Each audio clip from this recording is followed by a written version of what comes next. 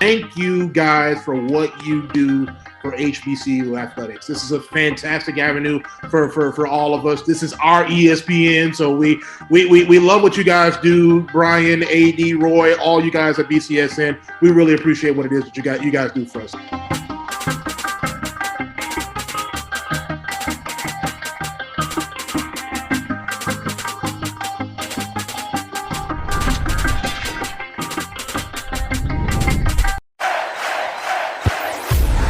Scores, the stats, the highlights. This is the nation's #1 show covering HBCU football. Black College Football Weekly Review. Now your host in his 30th season, Ty Miller.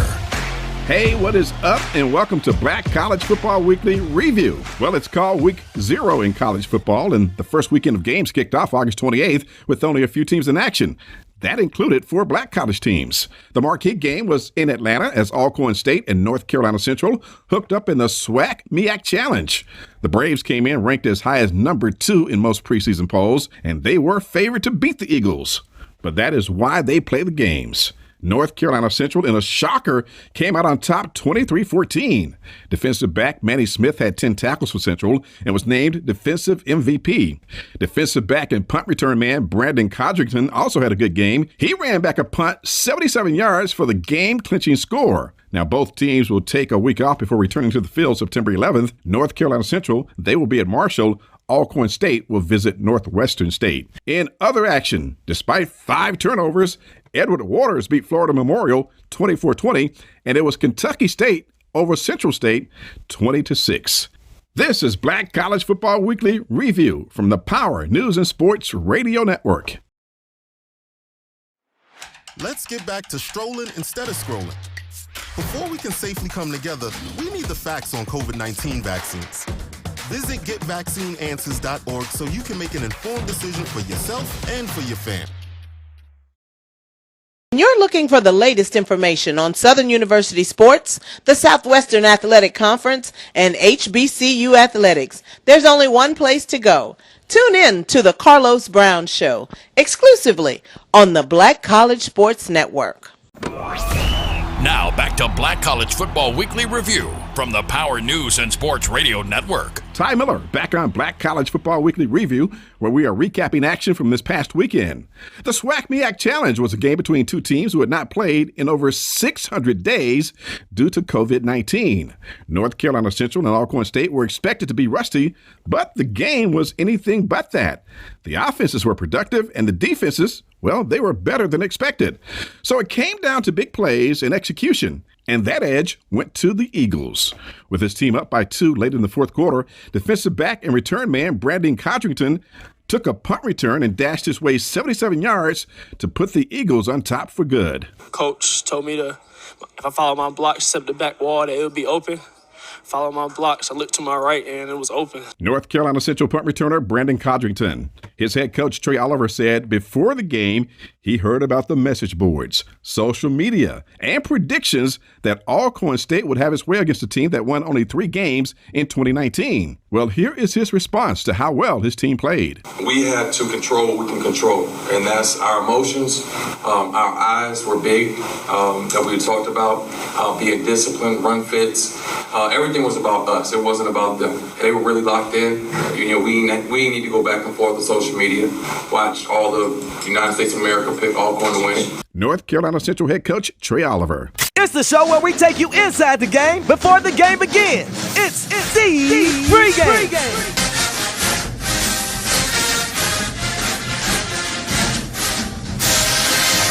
With your host, Charles Bishop and Neely. So get ready, because we pregame harder than the other show's party. It's the pregame.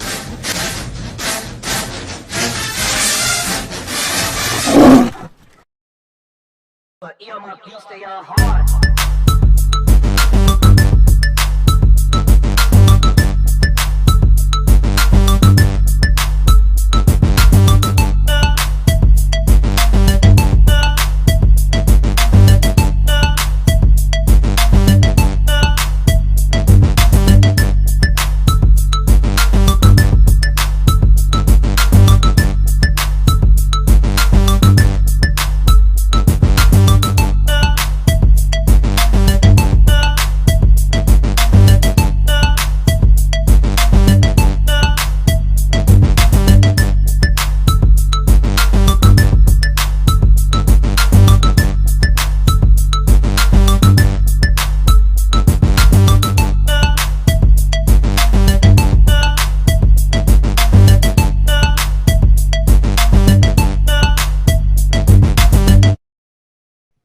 Welcome back to the BCSN Sports Wrap. We have sitting in for my regular partner, Bryan Fulford. Sitting in today is the guru of HBCU baseball, Mr. Michael Coker. Michael, how you doing today? I'm doing good, Mr. A.D. Drew. How about yourself? Fine. And that means if I've got Michael sitting in for an interview, that means it must be baseball related. So we normally we would be talking baseball with this guy, but now he's got a second job. You know, everybody needs a job and a hustle. So he's got the greatest hustle of them all. He is now the new athletic director at Stillman College, the Stillman College Tigers, Mr. Terrance Whittle. How you doing, Coach? I'm doing well, sir. Thanks for having me this morning. Well, I'll start this off. You know, I received word last week that Stillman was going to finally make a move with his athletic director, but obviously I didn't know who it was going to be. They decided to stay internal. They promoted you to athletic director. So, first of all, what does it mean for you to be promoted to athletic director at school where you've spent a lot of time at? Well, for me, I'm humbled. I'm excited. I can't thank the president, the former athletic director, Mr. Ken Alston, Dr. Tyshawn Gardner, who's our VP for Student Affairs. I can't thank them enough for entrusting me with the stewardship of the Department of Athletics. And so I have been excited about this new opportunity and challenge and looking forward to it, to really continue to work with our team, and administrators and auxiliary personnel to continue to move the pendulum forward for Stillman College athletics. Go ahead, Michael. Well, tell me, Coach, you were hired in 2017 to lead the baseball program, and you came in from Elizabeth City, and you are a former Virginia State University baseball player. Your collegiate career got started there. How are you going to be able to juggle this new position as the AD, the athletic director, and still be a top Division II, NCAA Division II baseball coach? How are you going to transition both jobs? Well, you know, the athletic director position is going to be a permanent situation for me here. We had talked with our president and our VPs about additional role as continuing to manage our baseball program. I will still have my footprint in baseball, particularly just not every day. So we have a staff, we have a pitching coach, and we're going to bring on another full-time coach to manage the day-to-day aspect of baseball program, so that there's a non-seamless transition with our day-to-day operation of the baseball program. So I'll still have my footprint in managing and overseeing some aspects of it, but the day-to-day responsibilities will be handled, you know, by our new guy we bring in as an assistant role over the next couple of days and weeks. With that being said, since this new transition that you're going to, how will it affect the baseball program? And I say that because at HBCUs, most athletic departments, baseball lacks. It doesn't get the funding, the budget, and the respect that baseball programs need at the HBCU level. Hopefully, this should bring about a change. Will this open up the baseball program for you, especially when it comes not just recruiting, but budgetary? So I think, you know, opening the baseball windows for resources will continue as it was prior to me being named the director of athletics. We will make some strides in terms of improving our scholarship dollars. And we were able to do that in conjunction with our previous athletic director.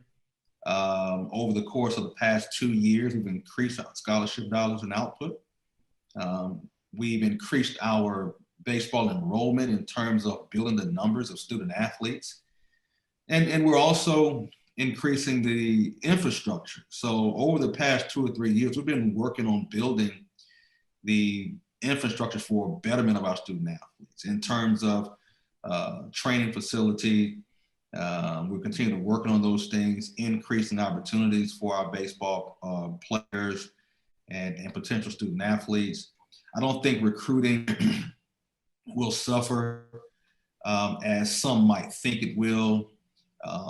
We're still now getting requests for potential student athletes. I'll still be out doing recruiting along with our part-time assistant and our new full-time guy. So I don't think recruiting is going to suffer. Like, if anything, recruiting is going to expand because it gives us a broader and a more generalized areas to cover. We put more eyes on the ground, more boots on the ground for recruiting, which is the lifeblood of any athletics program. And so for us, we feel like that's going to kind of enhance our blueprint here in Alabama and in other Southeastern states. And so we're going to continue to work on fundraising opportunities. Another additional eyes and hands are going to allow us to do that. And so I think from a program perspective, we're going to continue to stay in alignment with the overall mission of the institution and the athletic department, as with other sports across the campus. We're going to try to stay committed and stay amenable and stay equitable with other sports across the campus. Now, Coach, every athletic director, every administrator comes in with a plan, be it a 3-year plan, be it a 5-year plan. You had to sell the administration on some type of plan in order for them to seriously consider you for this position and ultimately give it to you. So with what you can share with us here, what is that plan, 3-year plan, 5-year plan? What are some of the details of that plan going forward to help us Stillman out? Well, to be transparent, we haven't really put a timeline on what a 3-year or a 5-year or even a 10-year plan would look like. However, we can confidently say that our goals, both long and short-term goals, are to increase the visibility of Stillman College athletics.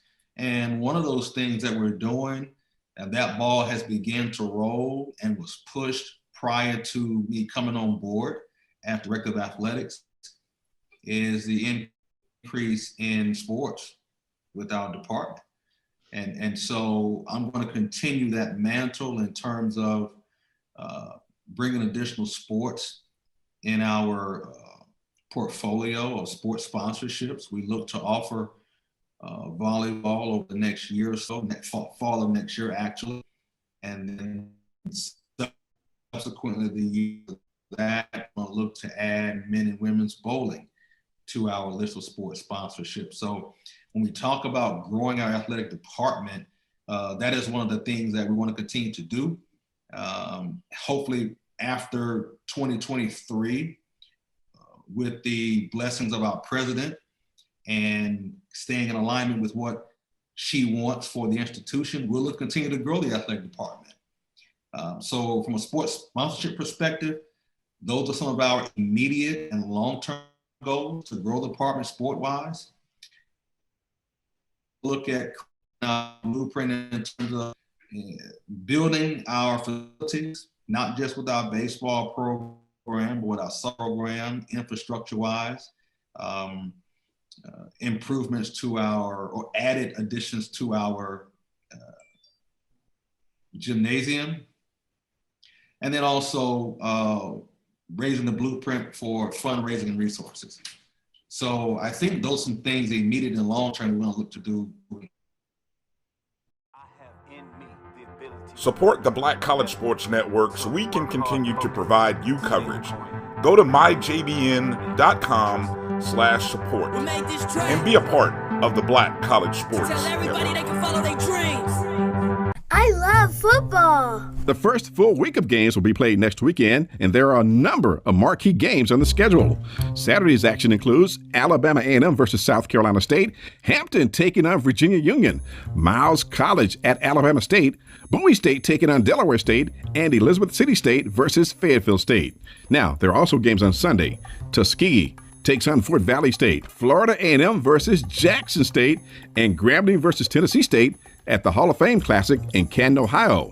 That game will feature Eddie George making his debut as Tennessee State's head coach. It's truly an all boots rise mentality when it comes to this. When you look at any football program, the eyeballs of an institution are through the football program. So we have an opportunity to really do some great things here. New Tennessee State Tigers head coach Eddie George. For Black College Football Weekly Review, I'm Ty Miller. He gone. You've been listening to Black College Football Weekly Review from the Power News and Sports Radio Network.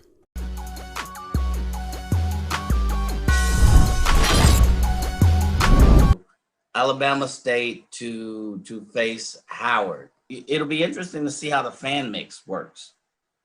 You know, how Howard's fan base responds, because has Howard been in a SWAC MEAC challenge? So I thought it was initially kind of good to introduce the Northeast part of the MEAC to the SWAC. Yeah, Howard claims to have a homecoming. They claim to have kind of a tailgate. I want to see what that looks like. Can they travel to Atlanta? I just want to say, I haven't seen much of a Howard. I've been to a Howard homecoming. I've been to Howard tailgate. I'm sorry, Howard fans. Let me repeat. It's nothing to brag on. All right. It is a one-day Aspire or BET video. That is it. So good,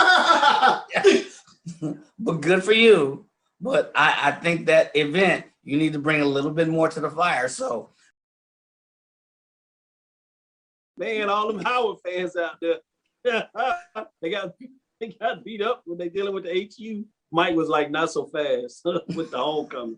Hey, all that SWAC arrogance just came out in that one statement. Tune in every Tuesday and Thursday at 6 p.m. Central, 7 p.m. Eastern for Dr. Cavill's Inside the HBCU Sports Lab. Course, lecture, dismissed. All right, Coach. You mentioned possible additional sports being offered there at Stillman College. You know the one everybody HBCU love to see added, football. Stillman dropped football about 4 or 5 years ago. We've seen Florida Memorial add football in the last 2 years ago. We've seen Bluefield State add football this year. That was after 62 years and 41 years respectively. If Stillman were to go and add football, it would be after less than a 10-year hiatus. I got to ask you, is it something being considered? Is it on the table? Is it a wait and see approach? We want to know because we love the tailgate. I can say with certainty that it is not on the table at this particular time. So there is no foreseeable future for football at Stillman College. All right. I mean, that's fair because when you say add, that's the first thing people always think about. So got to ask the question. Now, let me ask you one other thing about Stillman within the footprint of the state of Alabama. You've got University of Alabama right up the road from you, same town. You've got Alabama A&M, Alabama State, Tuskegee, University of, you got Auburn. You've got all these powerhouse schools, and Stillman is competing for that same athlete within the state of Alabama with all these schools. What can Stillman do to set itself apart and to go get some of these athletes? And let's be real. The 5 stars are going to Alabama, Auburn. We know that. But for the rest of those athletes out there, what can Stillman do to put itself in the conversation in the households when these kids are making these decisions? Well, I think, that's always the question, as long as I've been involved in athletics, what separates your institution from others who are unlike you and recruiting for the same kind of student athlete, and those who are similar to you and you're recruiting for the same kind of student athlete. And so I think Stillman is reaching to an audience of athletes and students that, number one, are concerned about getting an education. The blueprint for Stillman's student body is primarily first generation college students. And so you find, that paradigm not only now, but as it has been. Stillman has broadened its range of degree options in the biomedical fields, in the homeland security fields. And so I think to be able to attract different kinds of students would separate Stillman from those of the like institutions. The one thing that institutions get in trouble with is trying to compete. And so when you get into a competition, and everything is a competition by no stretch of the imagination, but when you continue to focus on competition, I think you lose a little bit. And I don't think Stillman has done that. In the midst of competing for students, Stillman is trying to present its brand that would attract the kind of students that can be successful here at Stillman. And so I think that's one of the things that's really well, athletically, and how these students can leave Stillman College and become employable. And so I think that's one of the reasons and one of the things that kind of separates Stillman in terms of being able to change that dynamic of students becoming marketable and employable after they leave the institution. Michael. Well, let me push that a little further. Stillman, there was a period of time when the baseball program was the tops in HBCU baseball. And every year it was a 10-year period where you guys just knocked off a lot of ranked teams. You went to the conference tournament. You represented the SIAC conference this is when you was in the SIAC conference and all HBCU baseball, all HBCU collegiate conference. And you basically spanked everybody. And you went to the NCAA regionals. It was a 10-year period. And you were getting those top recruits. Do you see this coming about now that you're not going to bring football back and you have that extra, I guess, so to say, budget to put into the baseball program? And I'm sticking with baseball because you're a true baseball coach. 16 years at Elizabeth City, a college, and then you were 5 years as a head coach, and you took that program and you won the CIAA and you became coach of the year. Now, with all of this information being said, when Stillman had that top baseball program for a 10-year period and they were getting top players in, is that going to be the goal moving forward? Well, it's always the goal, Mr. Coker. One of the things that has changed throughout the landscape is Stillman moving from Division II to an independent institution for about 2 years, and then joining Southern Athletic Conference. And so the conference that we're a part of at present, the dynamics are relatively different in terms of student body, scholarship allotments, and those kinds of things. And so Stillman moved into a conference from a baseball perspective where the equivalencies weren't equitable across the board. And so that's something that changed from the Division II, where the equivalencies were manageable and equitable across the board. And so now one of our tasks is to bring the equivalencies to a manageable and equitable level within the Southern States Athletic Conference. You mentioned also about having football and then allocating those non-existent resources that were from football. Well, that's exactly what is non-existent. So there was really to pull from when football disbanded, not just for increasing baseball or increasing softball or any other of the other sports. So there was just nothing to pull from because there was nothing once football left. And so now that has been the charge for us since we have come on board with Stillman College a few years ago, is to increase those equity that pertains to scholarship dollars. And we've made some strides in doing that. We've moved in our conference in terms of being competitive. Last year we didn't finish very well the first year in our league, and we made a jump this past season league as far as standings are concerned.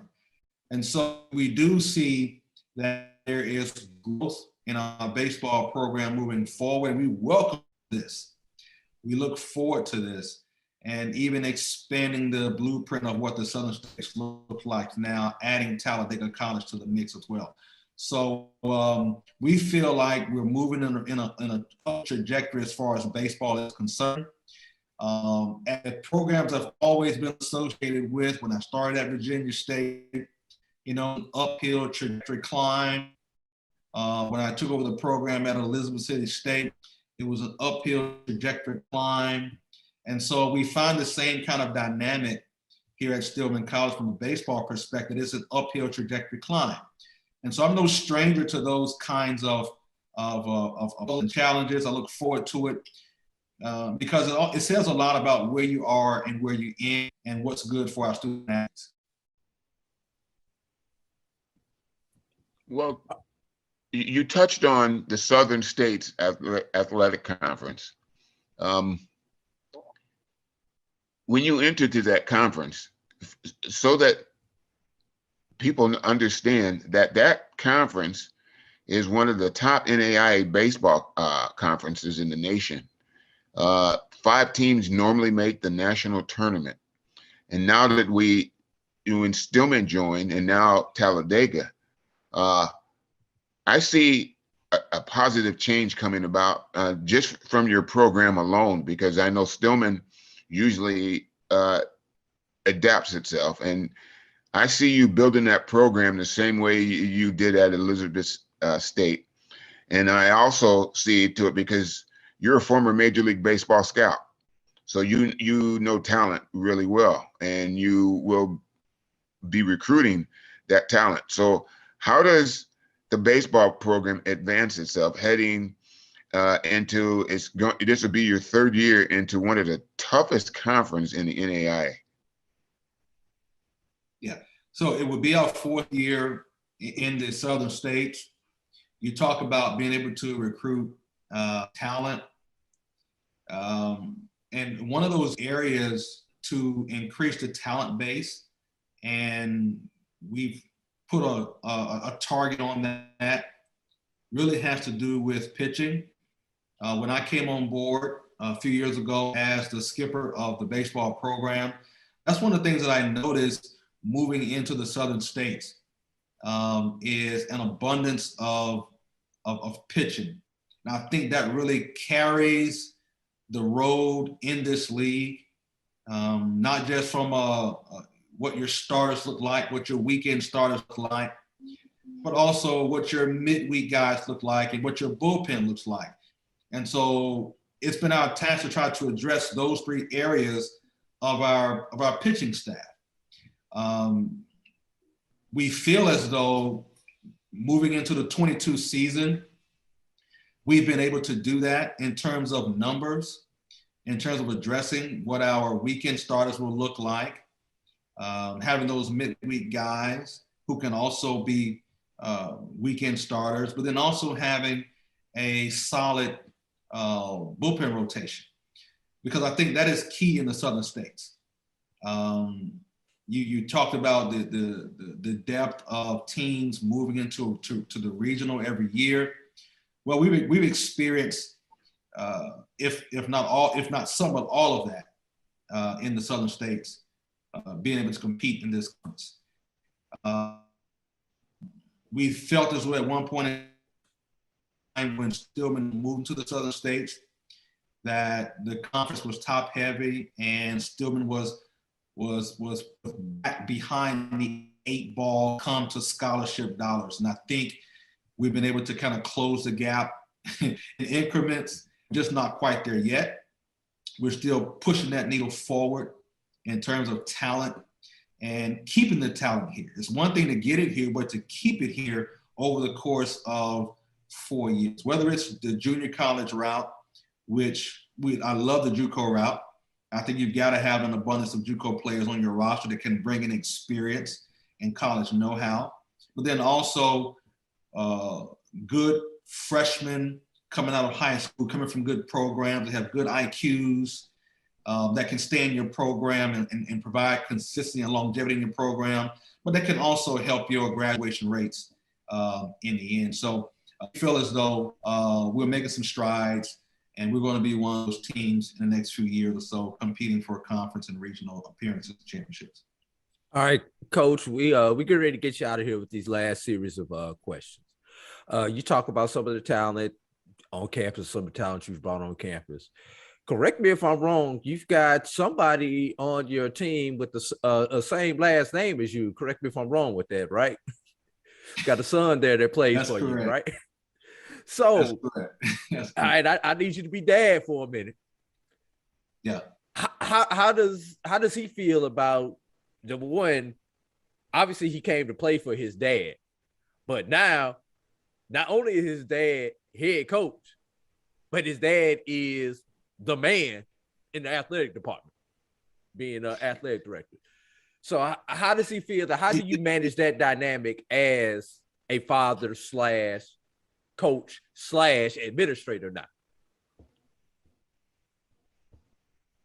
I have to be really honest. I never thought that, I would have the opportunity to coach my son. I've been his coach his entire life. He grew up around Virginia. Well, he was a baby. He was a baby after I left Virginia. He was born in 99 and left Virginia State. So he was a baby in my early years, but he grew up at Elizabeth City State. So he's been around baseball all his life. Every team I've coached has taught him the game. And so I just never thought I'd have an opportunity to coach my son. And of course, he had opportunities to go elsewhere. He went to Atlanta with his mom, high school. Opportunity to go to Tuskegee, recruited him twice and offered him, and had a chance to go to Payne College and Kaiser down in Florida, but he decided that he wanted to come to Stillman College on his own volition. And for me, it was one of those things for me that I really thought was a blessing for me as a dad. Just because if you as a parents of children, and you don't get this time to spend with them once they hit 18 years old. They go off to college, they're doing other things, they're starting their own lives. He has given me one of the greatest gifts that anybody could give to a parent, is to spend more time with your child. So from that aspect, I'm hugely ecstatic and grateful for that. It was a struggle for one, because he moved from him and I being father and son to now being coach and player.